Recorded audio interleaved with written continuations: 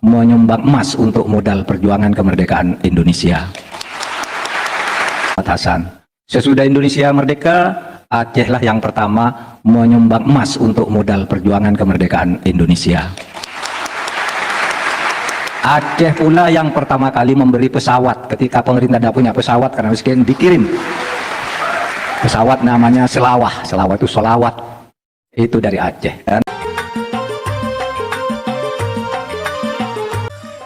Assalamualaikum warahmatullahi wabarakatuh. Saudara sekalian, mari simak baik-baik pernyataan daripada Bapak Mahfud MD tadi. Simak baik-baik, cerna dan simpan di dalam otak, di dalam hati dan di dalam pikiran. Kenapa saya katakan demikian? Karena sedikit-sedikit rakyat Aceh berbicara sudah pemberontak. Sedikit-sedikit rakyat Aceh berbicara sudah makar. Sedikit-sedikit rakyat Aceh berbicara tangkap dan segala macam. Saya teringat sekali pada channel ini ada sebuah short video tentang rakyat Aceh yang meminta kepada Bapak Jokowi untuk mengembalikan tanah wakaf Blang Padang kepada Masjid Raya Baitur Rahman. Tetapi apa komentar daripada netizen-netizen yang tidak tahu sejarah? Itu makar, tangkap, ini itu segala macam, lancang segala macam. Sedikit-sedikit tangkap kalau orang Aceh.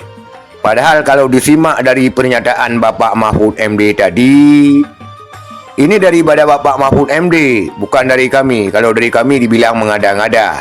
Siapa Bapak Mahfud MD?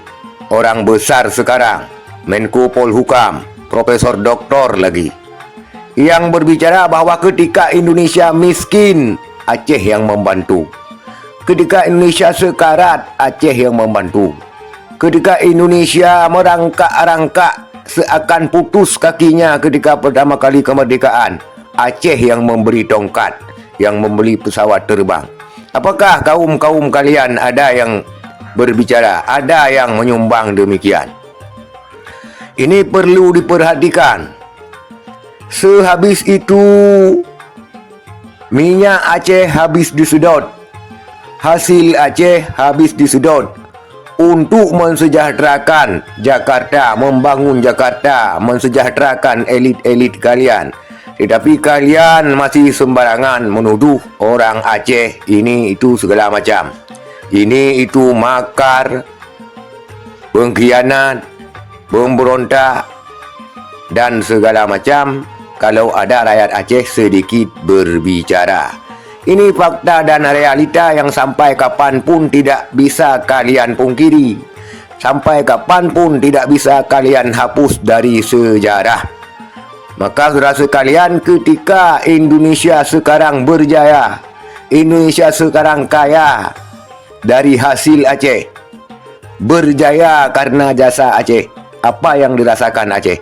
Malah miskin, tertinggal, seakan-akan tidak pernah diperhatikan, seakan-akan anak tiri.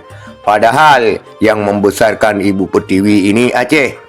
Jadi jangan sembarang-sembarang, sedikit-sedikit orang Aceh makar, sedikit-sedikit orang Aceh memberontak.